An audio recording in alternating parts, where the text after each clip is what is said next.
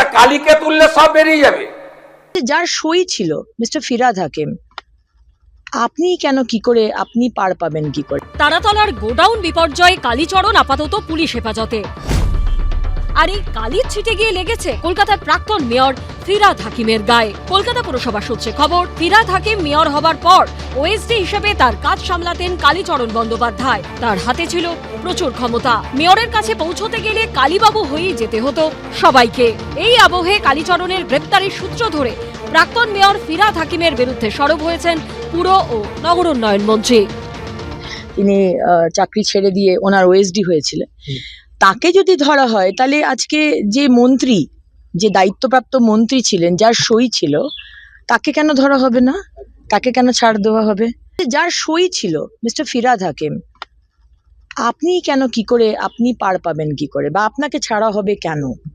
এটা কিন্তু বাংলার মানুষের প্রশ্ন। আপনাকে কিন্তু ছাড়া হবে না। পুরসভাটাই চালাতেন একটা বকলমে এক্সিকিউটিভ মেয়র বলে শুনেছি। কাউন্সিলররা খুব ভয় টয় পেতেন এবং সব কাজটা কালী চালাতেন। পুরসভা কালীর প্রতি প্রেম এবং আস্থা প্রবল। ওই তো আমি বলেছিলাম, কান টানলে মাটা আসে। তারাতলায় গোডাউন বিপর্যয়ের পর বৃহস্পতিবার বিধানসভায় মুখ্যমন্ত্রীর বক্তব্যে উঠে আসে কালীর নাম। Kali appointed by Camac Street, সবাই জানে। আর এই কালী বাইপাসের পাশে আপনাদের তৃণমূল ভবন বানাচ্ছে 200 কোটি টাকা দিয়ে, আর এখান থেকে টাকাটা তুলে ওখানে পাঠায়। আমরা সব জানি, সব বের করেছি, আমরা এফআইআর হয়েছে, আরো ব্যবস্থা নিচ্ছি। কালী পুরসভা নয়, ক্যামাক স্ট্রিট বরং কালীর বিরুদ্ধে অভিযোগ থানায় দাবি করেছিল। কালীকে সরাবার জন্য ক্যামাক স্ট্রিট থেকে চাপ এসেছিল। 2024 সালের 27শে সেপ্টেম্বর ফিরহাদ হাকিমের তৎকালীন ওএসডি কালীচরণ বন্দ্যোপাধ্যায়ের বিরুদ্ধে শেক্সপিয়ার সরণি থানায় অভিযোগ দায়ের হয়।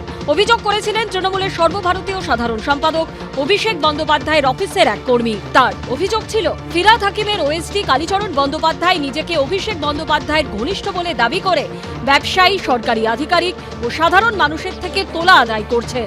এবার গোডাউন বিপর্যয়ে প্রাক্তন মেয়র ফিরহাদ হাকিমের ওএসডি সেই কালীচরণ বন্দ্যোপাধ্যায়কে গ্রেপ্তার করল পুলিশ। আর শুক্রবার আদালতে বারবার প্রশ্ন উঠল, কালীর মাথায় কার হাত? এই টিমওয়ার্কে কারা জড়িত? আর কন্ট্রাক্টর সংস্থা তৈরি করছে, কে কন্ট্রাক্ট পেয়েছে, পোর্ট কাকে জমি দিয়েছে, এটা তো জানার দায়িত্ব আমার নয়, বা আমার এখতিয়ারও নেই। আইন যেটা, রুল বুক যেটা, সেটা এসিদের দিয়েছে, কিন্তু ডে টু ডে এসি যেতে পারে না, কারণ এত এসি নেই। ওখানে কি হয়েছে আমি জানি না। 4 জুলাই পর্যন্ত কালীচরণকে পুলিশ হেফাজতে পাঠিয়েছেন বিচারক। ময়ূক ঠাকুর চক্রবর্তীর রিপোর্ট, এবিপি আনন্দ, কলকাতা। এবিপি আনন্দ, এগিয়ে থাকে, এগিয়ে রাখে।